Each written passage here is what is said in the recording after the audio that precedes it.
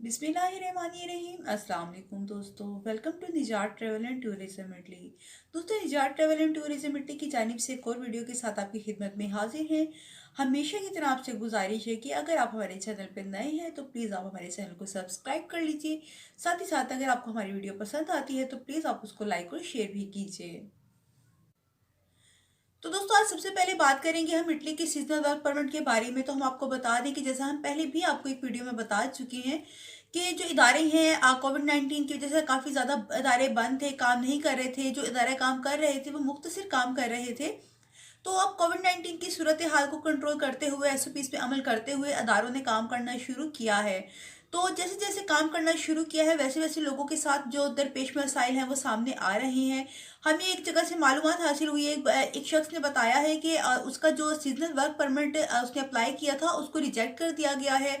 उसकी रिजेक्शन की क्या वजह है ये भी हम आपको बताएँगे, लेकिन उससे पहले हम आपको ये ज़रूर बता दें कि अगर आपने सीज़नल वर्क परमिट किसी एजेंट के थ्रू अप्लाई किया है और आपका जो वर्क परमिट है वो रिजेक्ट हो जाता है, तो वो एजेंट आपको कभी भी नहीं बताएगा कि आपका जो वीज़ा है, सीजनल इमिग्रेशन का जो वीज़ा है वो आपका रिजेक्ट हो चुका है। क्योंकि अगर वो आपको बताता है तो उसने जो आपसे रकम ली है, जो भी अमाउंट उसने आपसे ली है वो उसको वापस करनी पड़ेगी। तो आपको वही शख्स बता सकता है कि जो आपका अजीज करीबी रिश्तेदार हो, भाई हो, दोस्त अहबाब हो, या कोई भी ऐसा हो जिसके ऊपर आप बिल्कुल एतमाद करते हो, वही इंसान आपको बता सकता है। जो आपकी मदद करना चाहता हो या आपके साथ बिल्कुल फेयर हो, वही आपको बताएगा कि हाँ, आपकी रिजेक्शन हो चुकी है और किस वजह से हो चुकी है, वो तमाम डिटेल आपको देगा। अब हम आपके साथ शेयर कर लेते हैं ये बात कि जो वीज़ा है रिजेक्शन इसकी क्यों होती है, क्यों रिजेक्ट होता है।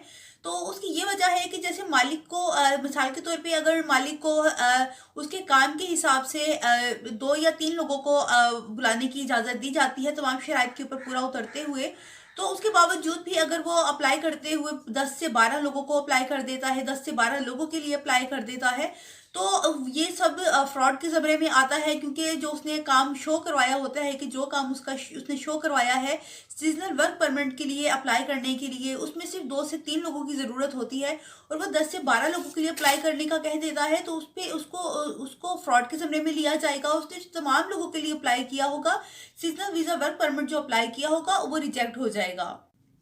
मज़ीद हम आपको ये भी बता दें कि ज़रूरी नहीं है कि आपका जो वीज़ा रिजेक्ट हुआ है वो इस वजह से ही हुआ हो कि आपके मालिक के पास इतनी गुंजाइश नहीं थी जितना उसने अप्लाई किया। हम आपको ये बता दें कि जो कोटा है इसकी तादाद जो है ये 18,000 है और लाखों लोगों ने इसके लिए अप्लाई किया हुआ है।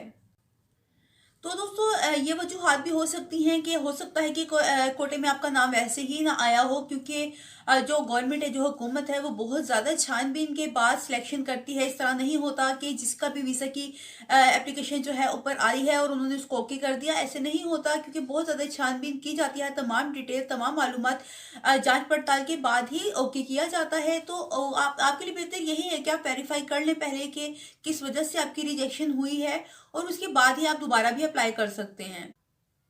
तो दोस्तों, ये थी कुछ अहम मालूमात आज की जो हमने आपके साथ शेयर की। उम्मीद करते हैं आपको वीडियो पसंद आएगी। मजीद आगे वीडियो के साथ, मजीद अपडेट के साथ आपकी खिदमत में फिर हाजिर होंगे। अपना बहुत ख्याल रखिएगा। अल्लाह हाफिज़।